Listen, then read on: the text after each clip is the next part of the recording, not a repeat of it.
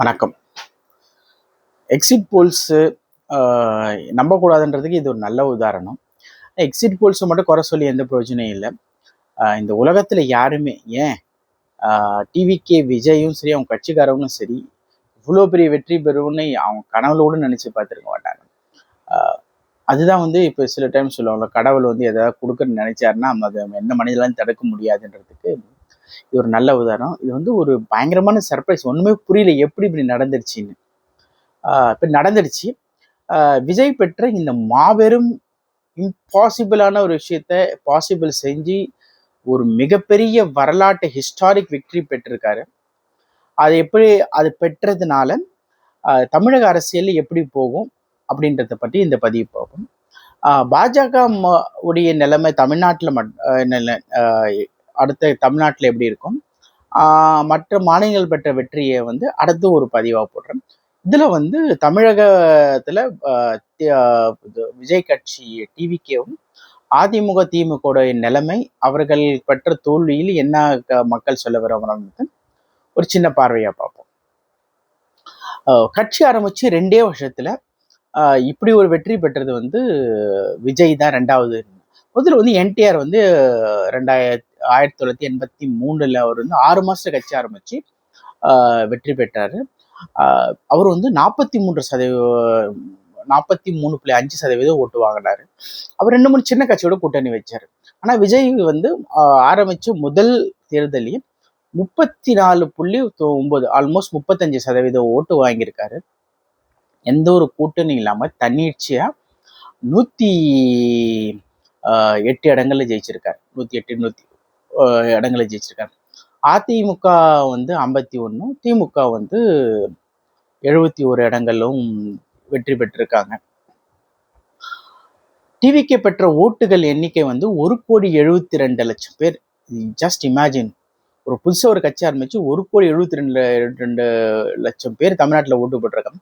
அதுக்கடுத்தது திமுகக்கு 1,53,00,000 பேர்.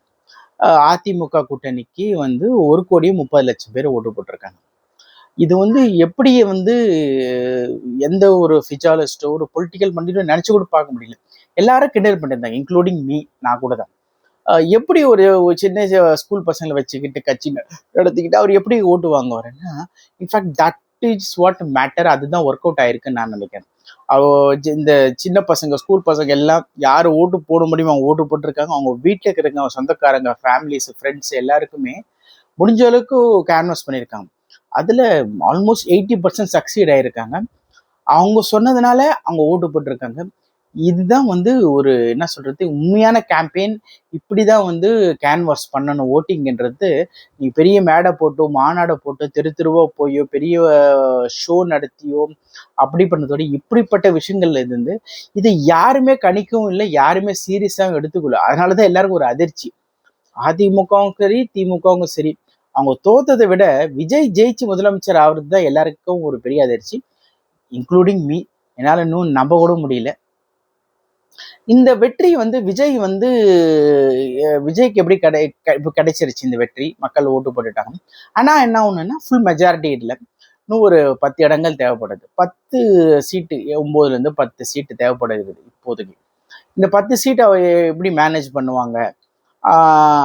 இப்போ காங்கிரஸ் ஆல்மோஸ்ட் விஜய் கூப்பிட்டா போற மாதிரி தான் இருக்கு. காங்கிரஸ் கிட்ட ஒரு 5 சீட் இருக்கு. விடுதலை சிறுத்தைகள், கம்யூனிஸ்ட், அவங்க 2 பேர் கூட சேர்த்தா ஒரு 2 8 சீட்டு. பாமகவோட பேச்சுவார்த்தை நடத்த சொல்றாங்க. ஸோ சின்ன சின்ன கட்சியோட பேச்சுவார்த்தை நடத்துறாங்க, நல்ல விஷயம். ஆனால் பெரிய கட்சிகளோட டேட்டா அது ஒரு என்ன சொல்றது, தர்ம சங்கடமா இருக்கும். ஆனால் இப்போ பாமக எல்லாரும் இங்க சொல்ற மாதிரி பாமக, விடுதலை சிறுத்தைகள், கம்யூனிஸ்டுகள், காங்கிரஸும் ஆதரவு தெரிவிச்சு அவங்க ஒரு மந்திரி சபையில் ஏதோ ஒரு இடம் கொடுத்து பண்ணிட்டாங்கன்னா, நான் என்ன நினைக்கிறேன்னா, விஜய் இப்போ ஃப்ளூக்ல ஜெயிச்சிட்டாரு. இப்போ அவர் காங்கிரஸோட கூட்டணி வச்சாருன்னா அது பிஜேபியோட எதிர்கட்சி கூட்டணி மாதிரி தான் கணக்கில் எடுக்கப்படும். அவர் காங்கிரஸை சேர்க்காம வேற யார் எப்படியோ ஒரு அவர் கூட்டணி ஆட்சி அமைச்சார்னா எந்த பிரச்சனையும் இருக்காதுன்னு நான் நினைக்கிறேன். காங்கிரஸ், கம்யூனிஸ்டையும், விடுதலை சிறுத்தைகள் அவர் சேர்த்தாருன்னா, திமுக இருக்கிற கூட்டணி கட்சிகளை சேர்க்கும் போது அது பிஜேபி ஒரு எதிர்கட்சியா வரும். ஸோ எதிர்கட்சியா மட்டுமே தான் பார்க்கப்படும். அதை அவாய்ட் பண்ணி புத்திசாலித்தனமா நவீன் பட்நாயக் இருந்தார். கிட்டத்தட்ட 20 வருஷமா வந்து ஒரிசாவுடைய முதல்வராக இருந்தார். 24 தான் அவர் தோத்தார். ஸோ 24 அவர் வந்து பார்த்தீங்கன்னா காங்கிரஸ் ஒரு கூட்டணி வைக்கல, பிஜேபி கூட்டணி வைக்கல. ஸோ அவருக்கு வந்து என்ன ஆகுதுன்னா, அவர் ஆட்சி பண்ணும்போது எல்லாமே ஸ்மூத்தாக போச்சு. அவருக்கு எந்த பிரச்சனையும் கிடைக்கல. சென்டர்ல இருந்து எல்லா சப்போர்ட்டும் கிடைச்சது. அவர் ஜெயிச்சுட்டும் இருந்தார், both parliament and state elections. அந்த மாதிரி புத்திசாலித்தனம் விஜய் செய்வாரா? அதுக்கு புத்தி வேணும். அவர் விஜய் சுற்றி இருக்கிறவங்களுக்கும் அந்த புத்தி வேணும். அது விஜய் செய்வாரா? இல்லை அது சொல்கிற அளவுக்கு அங்கே ஆட்கள் இருக்காங்களா? இல்லை கேட்டுக்கிற அளவுக்கு விஜய்க்கு அந்த புத்தி கூர்மை இருக்கா, பொலிட்டிக்கல் ஷார்ப்னஸ் இருக்கான்றது இப்போ ஒரு கேள்விக்குறி. நானும் வந்து நேற்றே இந்த பதிவு பண்ணலான்னு நினைக்கும் போது நைட்டு வரைக்கும் வந்து பார்த்தீங்கன்னா வெஸ்ட் பெங்கால் எலெக்ஷன் போயிட்டு இருந்துச்சு. மம்தா பானர்ஜி தோத்துட்டாங்க. 11 மணிக்கு தான் தெரிஞ்சது. நம்ம ஊர்லேயும் வந்து எதுவும் ஒரு செலிப்ரேஷன் பெருசாக இல்லை. ஒரு கட்சி வெற்றி பெற்றால் கட்சி தொண்டர்களோ கட்சி அலுவலகத்திலேயோ எல்லா இடத்துலையும் பண்ணாது. யாருமே எதுவுமே கொண்டாடல. ஏன்னா இங்கே வந்து ஹங் அசெம்பிளியாக இருக்கிறதுனால. அப்படி இருக்கிற பட்சத்தில் இப்போ எப்படி பண்ணுவாங்க அப்படின்னு எல்லாருமே யோசிக்கிறாங்க. பல பேர் என்ன சொல்றாங்கன்னா, வெளியேந்து அதிமுக ஆதரவு கொடுக்கலாம். வெளியேந்து ஆதரவுனா எந்த ஒரு மந்திரி சபையில இடப்படாம அவுட் சைட் சப்போர்ட்டா வந்து கவர்மெண்ட் ரன் பண்றதுக்கு நான் சப்போர்ட் கொடுக்கலாம். அப்படி அவங்க ஏத்துக்கிட்டாங்கன்னா என்ன ஒண்ணுன்னா ஆட்சி ஸ்மூத்தா நடக்கும். ஏன்னா 50 பேர் இருக்கா, 50 சீட்ஸ் இருக்கு. ஸோ எந்த ஒரு பிரச்சனையும் இருக்காது. ஆனா அதுல ஒரு சிக்கல் இருக்குன்னா, பாஜக ஒரு சீட் ஜெயிச்சிருக்கு. பாஜக கூட்டணி தான், என்டிஏ தானே.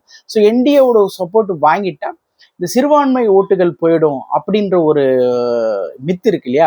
சிறுபான்மையில மக்கள் ஓட்டு போட மாட்டாங்க அப்படின்றது மித்தை வந்து, அந்த மித்துலாம் வந்து இதை பத்தி பேசும்போது பெங்கால் எலெக்ஷன் பத்தி பேசணும். பெங்கால்ல வந்து பார்த்தீங்கன்னா 30% முஸ்லீம் ஓட்டு. அங்க வந்து 2/3 மெஜாரிட்டியோட ஜெயிச்சிருக்காங்க. உத்தரப்பிரதேச ஜெயிச்சிருக்காங்க, மகாராஷ்டிரா ஜெயிச்சிருக்காங்க, பீகார்ல ஜெயிச்சிருக்காங்க, டெல்லியில ஜெயிச்சிருக்காங்க. எவ்வளோ மாநிலத்தில் சொல்லலாம். இப்போ தமிழ்நாட்டிலேயே அந்த மித்து உடைக்கிறதுக்கு உடைக்கலாம். ஆனா அந்த ரிஸ்க் விஜய் எடுப்பாரான்றது எனக்கு தெரியல. ஸோ அது பண்ணா கவர்மெண்ட் ஸ்மூத்தா நடக்கும். சென்ட்ரல்ல எந்த ப்ரெஷர் வராது. 5 வருஷம் ஆட்சி பண்ணிட்டு போயிடலாம். ஆனா 2029 பார்லிமெண்ட் எலெக்ஷன்ல ஒரு நெடுங்கல் வரும். அது எப்படி அது சமாளிக்கிறதா? இல்லை நம்மளுக்கு பார்லிமெண்ட் எலெக்ஷன் நம்மளுக்கு முக்கியம் இல்லை, ஸ்டேட் மட்டும் தான் நம்ம ஸ்டேட்ல மட்டும் கான்சன்ட்ரேட் பண்ணுவோம். பார்லிமெண்ட் எலெக்ஷன் அப்போ பார்த்துக்கலாம், அது வெளியே இந்த சப்போர்ட் தான் தராங்கன்னு சொல்லிட்டு அப்படி போறா? இல்லை சின்ன சின்ன கட்சிகளோட கூட்டணி வச்சுக்கிட்டு விஜய் பண்ணுவாங்களான்றது இப்போ ஒரு கேள்விக்குறியா இருக்கு. இப்போ வந்து பார்த்தீங்கன்னா இன்னைக்கு வந்து பார்த்தீங்கன்னா 5ஆம் தேதி நான் ரெக்கார்ட் பண்ணும்போது பெங்கால்ல வந்து 9ஆம் தேதி முதலமைச்சர் பதவியேற்றுக்கதா சொல்றாங்க. 6ஆம் தேதி நாளைக்கு வந்து கவர்னரை பார்க்கறத விஜய் வந்து ஒரு இமெயில் அமைச்சிருக்கதா சொல்றாங்க. கவர்னர் ஊர்ல எல்லாம் வந்த பிறகு பார்க்கறதா. ஸோ ஆட்சி அமைக்கிறது லீகலா பார்த்தா சிங்கிள் லார்ஜஸ்ட் எந்த மெஜாரிட்டி வராத போது சிங்கிள் லார்ஜஸ்ட் பார்ட்டிக்கு தான் வந்து கவர்னர் ஃபர்ஸ்ட் அழைப்பு கொடுப்பாரு. அழைப்பு கொடுத்து they can take the oath, பதவி பிராணம் பண்ணிட்டு ஃப்ளோர்ல வந்து தன்னுடைய மெஜாரிட்டியை ப்ரூவ் பண்ணணும். அந்த மாதிரி பண்ணுவாங்களா? இல்லை வந்து முன்னாடியே வந்து எல்லாருடைய கையெழுத்து வாங்கிட்டு ஃபுல் மெஜாரிட்டியோட ஆட்சி அமைக்கலாம், அந்த ரிஸ்க் வேண்டான்றதுக்கு டைம் எடுத்து பண்ணுவாங்களான்றத இப்போ ஒரு கேள்விக்குறி. இது எப்படி போகும் இந்த வாரம் வரைக்கும் இருக்கும்னு நான் நினைக்கிறேன். அப்படின்னு நான் நினைக்கிறேன். ஆனா விஜய் அவர்கள் வந்து இந்த ஒரு சாதனையை வந்து நம்ம வந்து கடந்துட்டு போவோம். விஜய் அவர்கள் எனக்கு பர்சனலாகவும் பிடிக்காது, நடிகராகவும் பிடிக்காது, அவருடைய ஒரு பர்சனுக்கு ஆஸ் எ கேரக்டராகவும் எனக்கு பிடிக்காது. ஐ am very blend on that. நான் வந்து ஜெயிச்சிட்டதுனால சொல்ல முடியாது. ஏன்னா மம்தா கூட தான் ஜெயிச்சிருக்காரு. மம்தா கூட எனக்கு பிடிக்காது, ஸ்டாலினே எனக்கு பிடிக்காது. ஸோ எதிர்கட்சிகள் எனக்கு பிடிக்காது. So Vijay I don't have any interest in Vijay. So ஆனால் அவர் ஜெயிச்சு மக்கள் ஓட்டு போட்டு ஜெயிக்க வச்சிருக்காங்க. ஸோ மக்கள் தீர்ப்பே மகேசன் தீர்ப்பு. இதுல வந்து ஒரு நல்ல விஷயம் என்ன நடந்திருக்குன்னா, இந்த திராவிட கட்சிகள் ஆல்டர்னேட்டிவ் இருக்குன்றது தமிழக மக்கள் புரிஞ்சிருக்காங்க. இந்த புரிதல் டெல்லியில் இருக்கிற அமித்ஷாவுக்கும் மோடி அவர்களுக்கும் புரியாததுதான் எனக்கு ஒரு பெரிய ஒரு என்ன சொல்றது, ஒரு சாதாரண மக்களுக்கு புரியுறது கூட அவங்களுக்கு புரியலையே. பெங்கால் மாதிரி ஒரு இடத்த ஜெயிக்க முடிஞ்ச அவங்களால, ஒரு பெரிய கோட்டை உடைக்க முடிஞ்சது அவங்களால, தமிழகத்துல ஏன் உடைக்க முடியலன்றது அவங்களால ஏன் புரியலன்னா, தமிழ்நாட்டில் எந்த ஒரு இடத்துலையுமே வந்து people always vote for strong leaders. People vote for the leader, not for the candidate. கேண்டிடேட்ல சும்மா டம்மி. மிஞ்சி போனால் ஒரு 10 பேர், ஒரு பெரிய கட்சினா 20 பேர் தான் முக்கியமான மினிஸ்டர்ஸ், முக்கியமான ஆளுங்க. மற்றபடி 95% கேண்டிடேட்டை பற்றி யாரும் கவலைப்படுறது கிடையாது. இது அவங்களோட கட்சி சின்னத்துக்கு தான், அவங்களோட யார் முதலமைச்சர் ஆகணுன்றதுக்காக தான் ஓட்டு போடுறாங்களே தவிர அந்த கேண்டிடேட் பாட்டு சொல்ல கேண்டிடேட் பாட்டு ஓட்டு போட்டுறேன். ரொம்ப படிச்சவங்களே ரொம்ப சொல்லுவாங்க, see I always look at the candidates, அவர் என்ன பண்ணுவார் முதலமைச்சர் அவர் என்ன சொல்றாரு, மயிரும் கிடையாது. Frankly people vote for the leader. யார் அங்கே உட்காரணும், அது பிரைம் மினிஸ்டர் இருக்கட்டும், சீஃப் மினிஸ்டர் தான், அவங்களுக்கு தான் ஓட்டு போடுவாங்க. இந்த மாதிரி வைஃபையாக பேசுகிறவங்களோ, ஏசி ரூமில் உட்காந்து பண்ணுறவங்க, அவங்க பேச்சு கேட்டுட்டு தான் இன்னைக்கு பிஜேபி இந்த நிலைமை இருக்குது. பிஜேபி பற்றி இந்த பதிவில் அவ்வளோ பேச வேணாம்னு நினைக்கிறேன். அடுத்த பதிவில் போட்டு பொழந்துக்கலான் இருக்கேன். ஸோ விஜய் படுத்த இந்த வெற்றி historic. This is absolutely historic. ஏன்னா யாருமே கணிக்கல, யாருமே நினைக்கல. ஏன்னா அவர் பிரச்சாரம் கூட பெருசாக பண்ணல. ஒரு எல்லாத்துக்கும் போயிட்டு ஒரு நின்றுட்டு பேசிட்டு ஒரு பேப்பரை பார்த்துட்டு அப்படியே மனப்பாடம் பண்ணி பேசி எவ்வளோ கிண்டல், எவ்வளோ மீம்ஸ், எல்லாத்தையும் மீறி ஒருத்தர் ஜெயிச்சிருக்கும் போது என்ன ஆகுதுன்னா, இது எல்லாத்தையும் மீறி ஒருத்தர் ஜெயிக்கும் போது என்ன ஆகுதுன்னா, யாரையும் வந்து நம்ம குறைச்சி யாரும் போடக்கூடாது. அதுவும் தமிழ்நாட்டில் never underestimate film star. Film ஸ்டாரை வந்து நம்ம அண்டர் எஸ்டிமேட்டே பண்ணக்கூடாது. இன்னும் வந்து கிரேஸ் இருக்கு. ஒரு பெரிய துரதிருஷ்டமான விஷயம் என்னன்னு பார்த்தீங்கன்னா, விஜய் தோல்வி இருந்தா இது ஒரு நல்ல விஷயமா இருந்திருக்கு. இந்த சினிமாக்காரங்க வந்து அரசியல் ஆகணும், முதலமைச்சர் ஆகணுன்றது கனவு இதோடு முடிஞ்சிருக்கும்னு நினைச்சேன். அதாவது சினிமாக்காரங்க தகுதின்னு இல்லை, தகுதியை வளர்த்துக்கிட்டு தகுதியானவர்கள் திறமையானவர்களை கூட வச்சுக்கிட்டு வந்தா ஓகே. விஜய் கூட இருக்கிறவங்களும் திறமையானவர்களா தகுதியானவர்கள்லாம் எதுவுமே கிடையாது, எல்லாருக்குமே தெரியும். அது வந்து உண்மைதான். அது அப்படி இருக்கும்போது அவர் ஜெயிக்கும் போது என்ன ஆகுதுன்னா, திருப்பி ஒரு விதை போட்டு பெரிய மரம், இப்போ ஒரு பெரிய ஆலமரமாய் அடுத்த ஒரு நடிகர் நம்மளும் ஒரு காலத்துல முதலமைச்சர் ஆகலாம், இனிமே அந்த ஆரம்பிச்சிருவாங்க. பஞ்ச் டைலாக், நான் யாரு தெரியுமா, என் பின்னாடியே இருக்கு, இது எல்லாம் ஆரம்பிச்சோம். So back to square one மாதிரி ஆயிடுது. சினிமா அந்த என்டர்டெயின்மெண்ட் அரசியல் ஆயிடும். அது ஒரு பெரிய டிராபேக். ஒரு நல்ல விஷயம் என்னன்னா, திருட்டு திமுக, தீய சக்தி திமுக இந்த ஆட்சியிலேருந்து போயிருக்கு. அது ஒரு நல்ல விஷயம். அதோட ரொம்ப முக்கியமான விஷயம் என்னன்னு பார்த்தீங்கன்னா, இந்த கடைசியாக நான் சொல்ற விஷயம் என்னன்னா, மக்கள் வந்து திமுக ஆல்டர்னேட் அதிமுக, அதிமுக ஆல்டர்னேட் திமுக தான் இருந்தது இந்த 60-70 ஆண்டு காலில் 1967 இருந்ததுக்கு அப்புறம். முதல் முறையா திமுக பிடிக்கலாம், அதிமுக ஓட்டு போட மாட்டேன், புதுசா ஒருத்தவங்க ஓட்டு போடுவோன்னு ஜெயிக்க வச்சிருக்காங்க பாத்தியா. அது அதிமுக கிடைச்ச மிகப்பெரிய சவுக்கடி. இந்த ஆளுமைன்னு சொல்லிட்டு இருக்கிற நம்ம எடுபடியா இருக்கு, அவர் கூட சும்படிக்கிற இந்த சேனல்ல இருக்கிறவங்க, ஊடகவியாளர்கள், பொலிட்டிக்கல் பண்டிட்ஸ், பிளா பிளா பிளா, அவங்க எல்லாருக்குமே வந்து அவங்க அவங்க பேச்சு கேட்டு ஆடுறவங்க எல்லாருக்குமே வந்து இது திமுக காரங்களோட அதிமுக காரங்க யோசிக்கணும். மக்கள் வந்து திமுக பிடிக்கலாம், அதிமுக தான் ஓட்டு போடாம புதுசா வந்து விஜய்க்கு ஓட்டு போடுறாங்கன்னா, உங்க கட்சி, உங்க ஆளுமை, உங்க திறமை மேல மக்களுக்கு நம்பிக்கைன்றது புரிஞ்சுங்க. எடப்பாடியார் வந்து இதுக்கு மேல அவர் கட்சி எப்படி நடத்துவார்றது பெரிய கேள்விக்குறியா இருக்கும். 2 பார்லிமெண்ட் எலெக்ஷன், 2 ஸ்டேட் எலெக்ஷன் தோத்து எல்லாத்திலையுமே தோத்துட்டதுனால கட்சியில இப்போ வந்து கேள்வி கேட்க ஆரம்பிச்சிருவாங்க. இது வந்து அவர் ஆரம்பிச்ச கட்சியில எம்ஜிஆர், ஜெயலலிதா மாதிரி அதுல தோல்வியே ஜெயிச்சோ ஓடிட்டே இருக்க மாதிரி, இல்ல டிஎம்கே மாதிரி இல்லை, எத்தனை வாட்டி தோத்தாலும் பிரச்சனை, குடும்ப கட்சியா இல்லை, லல்லு பிரசாத் யாதவ், இல்லை அகிலேஷ் யாதவ், மம்தா பானர்ஜி, உத்தம் தாக்கரே மாதிரி ஒரு ஃபேமிலி ரன் பார்ட்டி கிடையாது. இது வந்து அவர் வந்து எதிர்ச்சியா வந்து விஜய் மாதிரி திடீர்னு வந்து முதலமைச்சர் ஆனவர் தானே.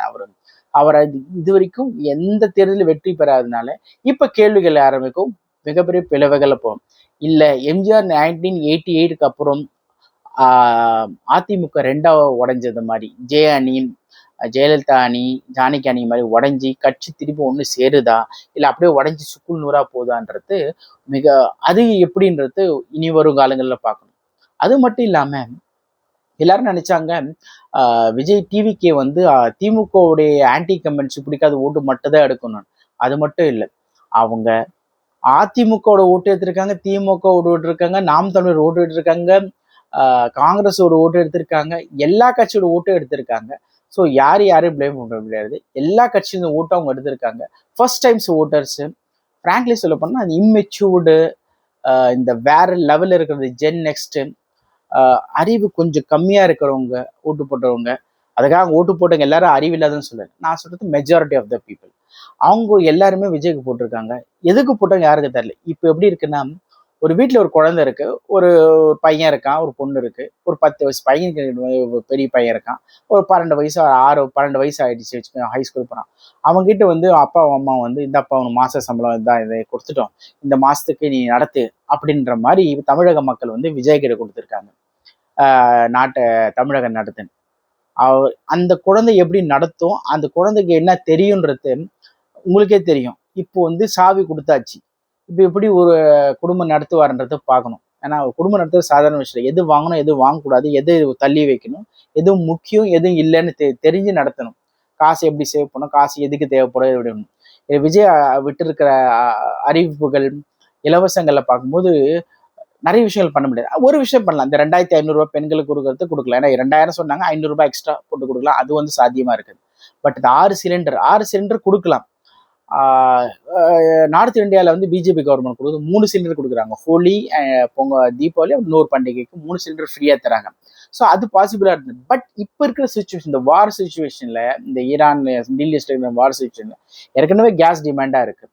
இப்போ 6 சிலிண்டர் எப்படி நீங்கள் கொடுப்பீங்க சென்ட்ரல் கவர்மெண்ட் சப்போர்ட் இல்லாமல்? அது ஒரு பேர் இருக்குது. அப்புறம் வந்து படிக்காத இளைஞர்கள் 4500 டிப்ளமோ படிச்சு 2500 உங்களுக்கு போட்டு 90% பேர் இளைஞர்கள். அவங்களுக்கு கொடுக்கலாம், அவங்க கேள்வி கேட்பாங்க. தே ஆர் வெரி என்ன சொல்றது, இம்பேஷன் அண்ட் ஃப்ரஸ்ட்ரேட்டட் ஜென்ரேஷன். அவங்க கொடுக்கலாம் டக்குன்னு கேள்வி. அவங்களுக்கு எப்படி கொடுப்பீங்க? இது 2வது. 3வது 25 லட்ச ரூபாய் வந்து ஒரு குடும்பத்துக்கு வந்து ஹாஸ்பிட்டலைசேஷனுக்கு நான் பண்றேன். அது ஏற்கனவே மோடி தான் எல்லாருக்கும் 5 lakhs பெரிய 60 அபோட் இருக்குன்னு ஃப்ரீயாவே கொடுக்குறா. அது பேர் தான் ஆயுஷ்மான் பாரத் இருக்கு. அதுனா நீங்க பெருசாக லேபிள் ஓட்டு பண்ண போறீங்க. ஒரு சென்ட்ரல் கவர்மெண்ட்டாலே 5 lakhs தான் கொடுக்க முடியும் போது நீங்க 25 lakhs எப்படின்னு பண்றீங்க? இதெல்லாம் கேள்விகள் வரும். இந்த கேள்விகளை உடனே வராது. இதுக்கு வந்து பாத்தீங்கன்னா ஒரு இந்த வருஷம் விட்டுடுங்க. இந்த 2026 வருஷம் ஹனிமூன் பீரியட், 6 months ஹனிமூன் பீரியட்ல எதுவுமே கேட்கலாம். ஆனா நெக்ஸ்ட் இயர்ல இருந்து எல்லாரும் நோண்ட ஆரம்பிப்பாங்க. இப்போ அதிமுக திமுக வந்து எதிர்கட்சியா இருக்கும், ஆளுங்கட்சி. இப்போ 2மே எதிர்கட்சியா இருக்கிறதுனால ரொம்ப போட்டு கொடாய்வாங்க. சில நேரங்கள்ல ஒரு 2 வருஷம் பொறுத்து விஜய் ஏன் தான் ஜெயிச்சோன்னு கூட நினைக்கலாம். ஏன்னா அரசியல்ன்றது ஒரு சாதாரண விஷயம் கிடையாது. இங்க ஜெயிச்சதை விட ஜெயிச்சு அந்த ஜெயிச்ச இடத்த தக்க வைக்கிறது தான் ரொம்ப முக்கியம். அரசியலும் சரி, வாழ்க்கையிலும் சரி. விஜய் இதை எப்படி எடுத்துட்டு போவாருன்றது பார்க்கறது தான் ரொம்ப சுவாரஸ்யமா இருக்கு. நல்லா எடுத்துட்டு போவாரா, நம்ம எல்லாரும் சர்ப்ரைஸ் பண்ணி நல்ல ஆட்சி கொடுப்பாரா? ஒரு நல்ல ஆட்சினா கூட இல்லைனாலும் ஒரு பெட்டர் திமுக அதிமுக ஆட்சி கொடுத்தாலும் அது ஒரு நல்ல ஒரு பேரை தான் கொடுக்கும். சிறந்த ஆட்சியெல்லாம் கொடுக்கறதுக்கு வாய்ப்புகள் கம்மின்னு நான் நம்புறேன். I may be wrong. காலம்தான் இதுக்கு பதில் சொல்லும். Anyway Vijay you have done unbelievable. ஒரு வந்து பிடிக்காதுன்னு கூட நீங்க மக்களை எப்படியோ ஜெயிச்சிட்டீங்க. Salute, congratulation. But the game begins right now. நன்றி, ஜெயந்த்.